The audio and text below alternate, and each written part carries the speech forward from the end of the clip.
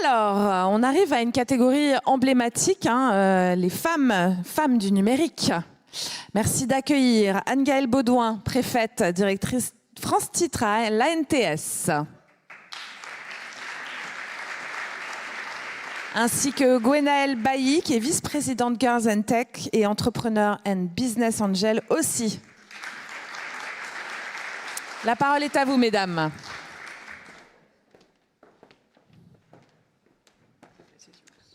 Allez-y, allez-y, j'ai déjà tout à l'heure donné des chiffres, je n'en ai pas d'autres. Bonjour à tous et toutes. Je suis très honorée d'être là, entourée de magnifiques personnes. Madame la préfète, Nassira, que je remercie grandement, et tous les membres du CEF6. C'est vraiment un immense plaisir pour moi de remettre ce trophée Monde. Trophée Femmes numériques Monde, pardon. Moi, j'ai vraiment un passé très scientifique. Je suis ingénieure en physique. Même si j'étais très intéressée aussi par l'art, j'ai choisi les sciences vraiment par vocation. Je suis aussi très entrepreneur dans l'âme. J'ai un parcours plutôt grand groupe dans différents secteurs, énergie, chimie, recyclage, télécommunications sécurisées, cybersécurité. Donc comme quoi, en fait, quand on fait des sciences, on peut arriver à la cybersécurité à un moment donné de sa carrière. Tout est possible. On peut faire des arts et aller dans les sciences aussi. Moi, je suis convaincue en fait que les vocations, elles peuvent naître à tout âge, qu'il n'y a pas de barrière en fait, et qu'en France, on est beaucoup trop attaché au parcours scolaire. Et c'est vraiment dommage. Je pense que la cybersécurité, elle peut être ouverte à tout moment de sa vie. À partir du moment où on en a envie, il faut s'entourer des bonnes personnes. Ça, c'est vraiment quelque chose qui, je pense, est très important. Il y a le syndrome de l'imposteur, c'est vrai, mais pas que. Il y a vraiment être au bon endroit au bon moment. Alors parfois, il faut créer cet environnement propice pour que la femme, elle accède à ses postes de responsabilité. Et là, on a un rôle toutes à jouer et tous. C'est-à-dire qu'il faut voir les gens qui ont envie de rejoindre ces secteurs pour les accompagner, leur donner ce coup de pouce qui n'est pas forcément facile en France. Et on a tous vraiment un rôle à jouer. Les filles qui ne veulent pas aller dans les sciences aujourd'hui, j'en suis vraiment attristée parce que moi, à mon époque, on était 30% dans les filières physiques, qui étaient plutôt assez bien. Maths, c'était autour de 20%. Et là, aujourd'hui, ça se dégrade. Donc, je ne comprends pas ce qui se passe. On dit qu'on fait beaucoup de choses pour les femmes.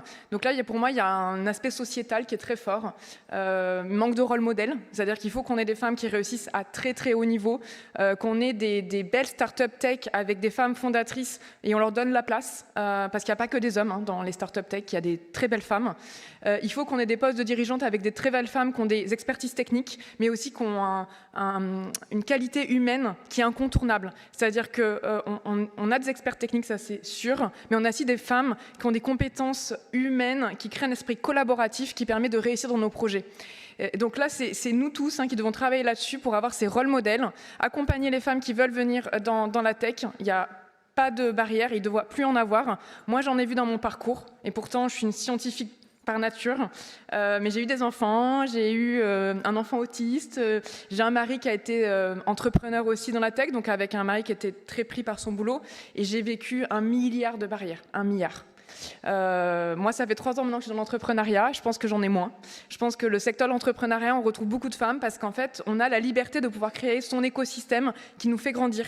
Donc c'est vrai que je dis à toutes, si à un moment donné, vous avez des freins, changez d'écosystème. Allez voir ailleurs, allez rejoindre des communautés plus ouvertes pour la diversité et l'inclusion parce que vous aurez votre place, j'en ai aucun doute. Et c'est là où il ne faut pas douter. C'est très dur à des moments parce qu'on a des barrières, on descend très très bas.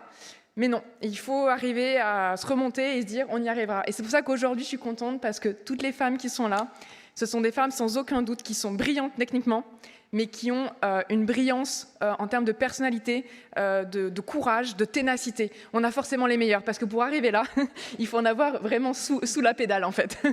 Donc il y en a beaucoup. Donc c'est comme quoi on va faire grandir et je remercie Nassira pour ça parce que je pense que c'est le lieu qui permettra de montrer toutes ces femmes et de montrer qu'on y arrive avec ténacité. Bravo.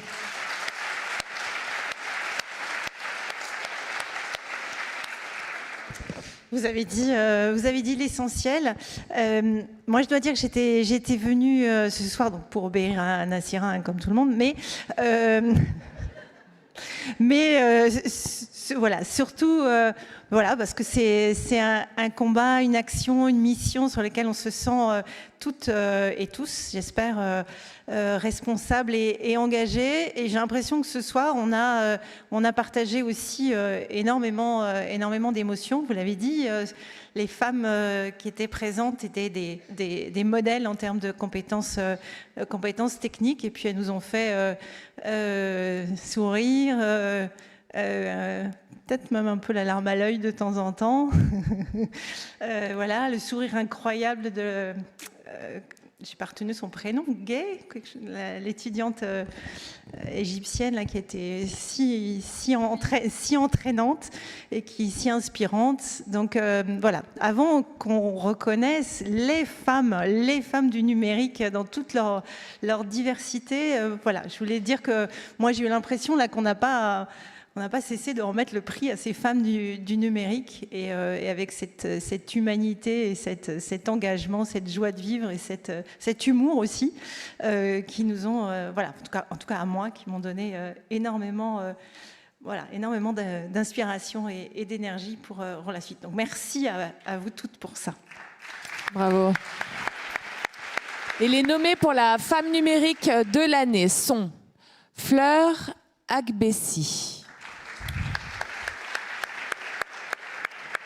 Jalila Rahali,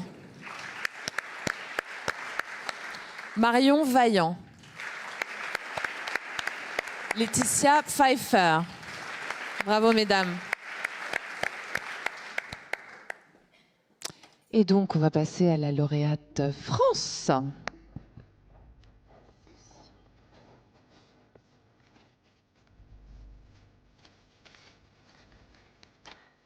Alors, la lauréate France est Madame Laetitia Pfeiffer. Bravo.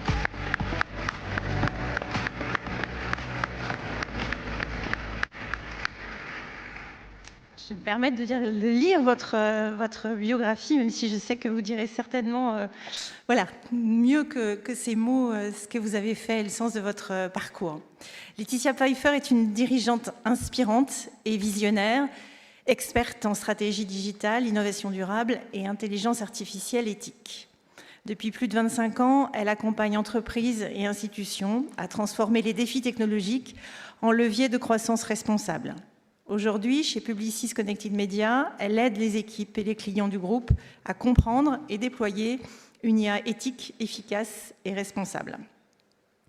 Pionnière du web, trophée UNESCO 100 femmes pionnières du numérique en 2000, Laetitia a vécu et accompagné toutes les grandes révolutions digitales, des applications mobiles aux réseaux sociaux, de la blockchain à la big data, des NFT à l'IA. Conférences, autrice, mentor, elle œuvre depuis 2018 auprès de la mairie de Saint-Germain-en-Laye pour sensibiliser citoyens et jeunes aux enjeux du numérique de confiance. Son parcours illustre la conviction que la technologie n'a de sens que lorsqu'elle sert le progrès humain et collectif. Bravo Laetitia. Venez. Vous voulez lui donner ? On vous écoute si vous voulez faire un petit mot. Un petit mot.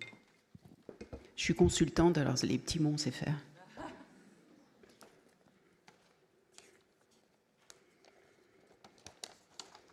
C'est émouvant. Il faut que ça soit la plus âgée qui pleure, c'est malin ça. C'est très charmant. Ouais. Merci à tous. Nassira, le jury, merci pour cette nomination. Un merci tout particulier à Abou Ndiaye, qui a soutenu avec audace ma candidature. Ça fait 25 ans, ça fait plus de 25 ans même, il ne faut pas que je mente. Depuis 1997, je traverse les grandes vagues du digital, les sites HTML codés à la main, du WAP, ce préhistorique Internet mobile, et des modems qui faisaient plus de bruit que de débit. Puis la big data, la blockchain, les NFT et même le métaverse, devenu déjà un vague souvenir. Et me voilà plongée dans la plus grande révolution de toutes, l'intelligence artificielle. L'IA générative et agentique, démocratisée il y a à peine 3 ans par ChatGPT, deviendra bientôt une commodité comme le digital. Mais comme un pinceau d'artiste, tout dépend de la main qui l'utilise.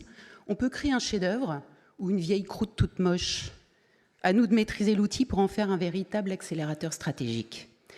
C'est ce que je porte aujourd'hui comme Chief IA Officer chez Publicis. Alors là, je ne sais pas combien il y a de Chief IA Officer au COMEX dans les boîtes et qui sont femmes. Je pense qu'il n'y en a pas beaucoup. Alors que le groupe célèbre les 100 ans de sa création à Montmartre par un jeune gars de 20 ans, Marcel Bleuchen-Blanchet, qui fut résistant, mais qui fut l'inventeur du slogan, de la radio, du drugstore. Et ce groupe, il est devenu mondial, et il a su se réinventer en intégrant les technologies du data, du digital et de l'IA, grâce à la force de 2 piliers qui me sont chers, résilience et innovation. À l'heure de l'IA et du quantique, Bruno, encore une fois, smiley, la cybersécurité devient un enjeu majeur. Attaques automatisées, manipulation à grande échelle, risques systémiques. Sécurité et IA doivent avancer main dans la main avec l'humain au cœur pour tirer le meilleur parti de la technologie sans naïveté. C'est un enjeu de souveraineté européen face aux US et à la Chine. Et pourtant, seuls 11% des salariés, on l'a rappelé, dans la cyber et 25% dans l'IA sont des femmes. Il y a urgence à faire progresser la mixité pour réduire les biais et créer des technologies plus justes. Sans talent humain, sans inclusivité réelle, nous construisons des algorithmes performants mais partiels, des outils puissants sur des fondations bancales. Cyber, digital, IA, ces secteurs offrent des opportunités formidables et nos entreprises ont soif de talent. Mesdames, jeunes et expérimentées, rejoignez-nous. Messieurs, soyez nos alliés dans ce combat. Ensemble, nous serons plus forts face aux défis numériques de demain. Ce soir, je pense à une grande dame, Marie Curie, pionnière absolue, 2 fois prix Nobel, qui disait « Rien dans la vie n'est à craindre, tout est à comprendre ». Merci encore à vous, chers membres du jury, pour cet honneur.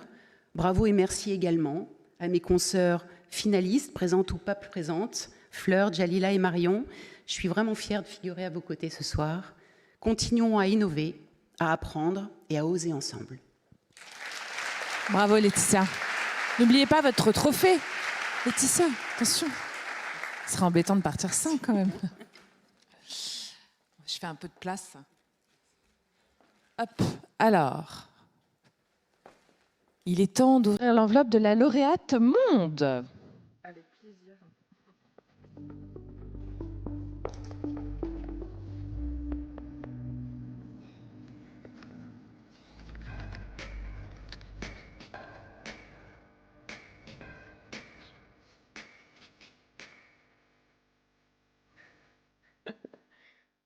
Alors, j'ai l'honneur d'annoncer la lauréate Monde. Je suis très, très fière. C'est Djola Rahali. Alors, on peut bien l'applaudir. C'est Jalila, Hélas, pardon. C'est Jalila. Hélas, Jalila n'est pas présente ce soir, donc on lui remettra bien évidemment son trophée. Mais vous pouvez d'ores et déjà nous lire sa bio. I will speak English. I'm very proud to present Jalila Rahali. Dr. Jalila Rahali is a clinical and occupational psychologist and a pioneering cyber psychologist in Algeria, Africa, and the Arab world since 1999. She is a former minister advisor in digital communication. She specializes in the human factor in cybersecurity, AI, psychology, and digital consciousness. She is the founder and CEO of Nafsia Tech, the first mental health technology startup in Algeria. As vice president of the Digital Africa Cluster for Cybersecurity and Women in Cybersecurity Middle East, lead for Algeria, she develops self-cyber awareness programs and trains top executives at the Sonatrach Management Academy, the country's leading oil and gas corporation. Dr. Rahali contributed to Algeria's national cybersecurity strategy and frequently speaks for the Minister of Defense on human resilience, cyber awareness, and self-cyber defense. She is an international speaker. She has been recognized as one of the top 50 women in cybersecurity Africa in 2020, top 30 leaders to follow in Africa in 2022, and Cybersecurity Woman of the Year 2023 in Las Vegas, USA, and awarded Woman of the Year in 2023 by Focus on Women magazine. She was also honored by the European Union as a woman in STEM leader and won first place at the Algeria Hackathon in 2020. Dr. Rahali advocates for AI safety, psychological protection against deepfakes, and human-centric digital transformation. She has been featured on the cover of leading media outlets, including Tom Saber News magazine, Focus on Women magazine, and Aura magazine. Her conviction: authentic cybersecurities begin in the human mind. I'm very proud to present this person. She's so great. Bravo. Alors, elle n'est pas là, Jalila, mais vous allez pouvoir la découvrir quand même en images. C'est parti. Hello everybody. So I'm Dr. Jalila Rahali. I'm a clinical psychologist, a pioneer of cyber psychology and cyber of cybersecurity in Algeria, my country, in Africa and Arab world. So I'm absolutely thrilled to be here tonight as a finalist of the 6th Cyber Women Global Awards among hundreds of incredible, powerful women from all over the world. So, yesterday was my birthday, and today I feel like it's my Cyber Day. So, what's a beautiful gift. Thanks to CEFSIS and its visionary President Dr. Nassira Salvan. My gratitude also to the jury and all the organizing staff of this great event. So, thanks very much for creating a space where women in cybersecurity can shine, grow, rise, and be recognized as the warriors they truly are. So let me share a little about my journey. So as a psychologist and a cyber psychologist of cybersecurity since 1999. Yes, long before social media, before webcams, before the digital world became what it is now. So I created my first website, Nafsiyat, after noticing harmful behaviors in online forums. What I saw changed my life. Digital harassment, humiliation, bullying, especially against women. Emotional abuse, sexual pressure, and the worst is zero psychological protection. In that moment, so I made a life-defining decision. If harm exists in the digital world, I must enter the digital world to protect people as a psychologist and psychotherapist and an expert in cyber safety. This mission carried me through the years.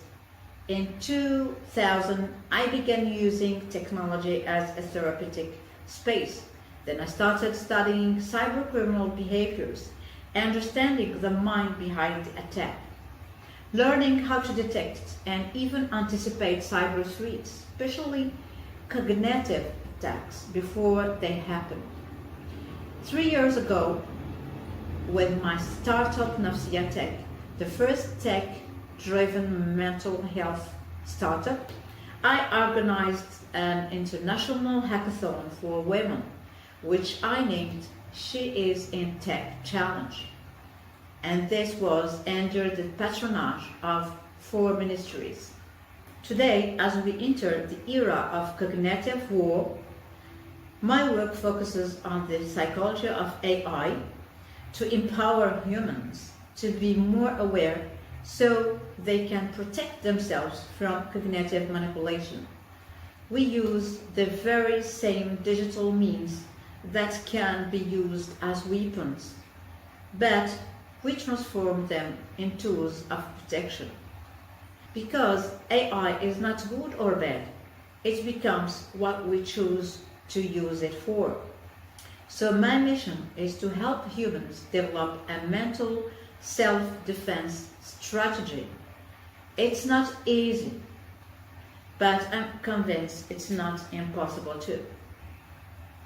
Because we as women are not only raising our families, we are raising the future of cybersecurity to protect our families. We can cook wonderful meals, but we can also build powerful code to give the next generations a safer digital ecosystem. we can raise children and we can raise the standards of cyber defense. We can be gentle, sensitive, and deeply human, and in the same time, warriors on an invisible battlefield. Thank you all. Congratulations again to every finalist, and my heart goes to every woman in cybersecurity, and especially those who are in cyber psychology of cybersecurity. And tonight, I want to honor one of the greatest women in our field, the pioneer of forensic cyber psychology, Professor Mary Aiken, whom I respectfully salute from this event. So may we continue to fight with courage, with heart, and with intelligence. Not only artificial intelligence, but our natural human intelligence, the one that makes us who we are. As Daniel Napo wrote in his recent book, 2035, AI, the emergence of a new era. So the question of intelligence is like the question of agriculture. And I would add, we will harvest exactly what we choose to plant.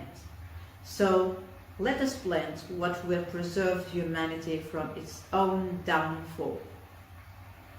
Thank you. Bravo.